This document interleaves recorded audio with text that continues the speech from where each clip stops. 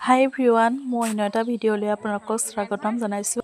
এয়া আমাৰ ঘৰৰ ওচৰৰ মানুহবোৰলৈ খনিকৰ পুথি পাত আনিছিলে। সেয়া মানে খনিকৰ পুথি পাত আদৰাৰ কিছুমান মহত্ব সাঁচি ৰাখোঁ বুলি ভাবিলোঁ।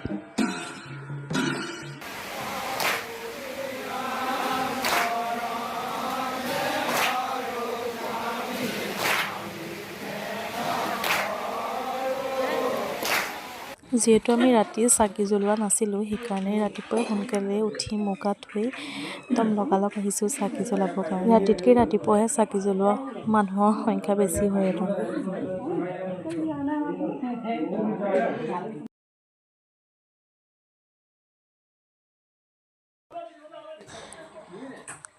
তাৰপাছত এয়া খানাৰ আয়োজন, সকলোৱে খানা খাবৰ কাৰণে বহিছে।